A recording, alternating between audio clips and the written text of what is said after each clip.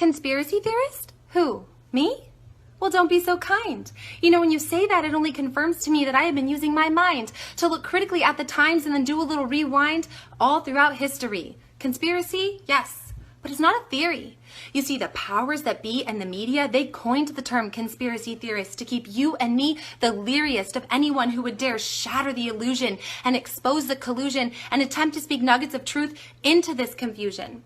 But let me preface by saying that peeling back the layers of this onion burns. It will make your eyes sting and water, and you could decide to just not bother, and that's your choice. But as for me, I have come across some information and I have felt no justification not to use my voice. So let me break this down. I'm going to take you back, all the way back, to Genesis. Remember this? The first conspiracy in the Garden of Bliss. Satan, dressed as a snake, tricked Eve and that fruit she ate. Adam too. Tricked into thinking they could have a knowledge that only God can have. Tricked into thinking they could become an enlightened woman and man. And it is from that line of thinking that the secret societies and Illuminati started this schism. At the core of it, they worship Satan and practice Gnosticism, salvation through knowledge versus salvation through Christ. And you're thinking, okay, right, well, that's just Genesis. And I'm saying, yes, exactly this. It's been going on since way back when that elite groups plotted their next move in real life chess.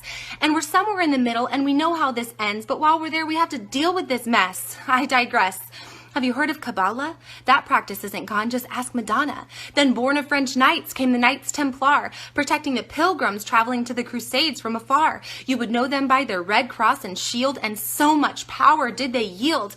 Owning land and money, you wouldn't have missed them. They started the first checkbook and world banking system. But somewhere along the line, things weren't so divine when with Gnosticism and Kabbalah they aligned. I want to say so much more on this, but I have to stop because Moses Amschel Bauer is where I want to take this talk.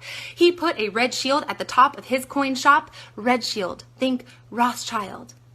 He had a son named Mayer, a most prominent banker, lending money to leaders and governments by day, and a self-proclaimed child of the false light by night. His goal was to rule the world, and through his 5 sons, they hurled this power grab at world domination into a never-ending abomination, and to this day, and dare I say it, in this nation, the Rothschild family maintain operation. You see, Illuminati-inspired secret societies have existed all the way unto today. But you have to depart from your elementary school history book page and dig. Research the Bilderbergs, the Rockefellers, and the Freemasons, and then take a little deep breath to learn that they're still chasing total world control. It makes sense with all the agendas and the goals of the NWO. And then go look at the Georgia Guidestones.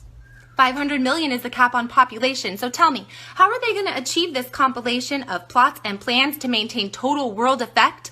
Well, none other than their tried and true Hegelian dialect. Problem, reaction, solution. Create the problem, manipulate the reaction, and offer the solution. I get it. To accept this is still going on now is mind-blowing in absolution. But I've said a lot, and I know what you're thinking is, haven't we evolved out of this? Well, I'll leave you with this little tidbit. Don't merely accept or reject what I'm saying, research it.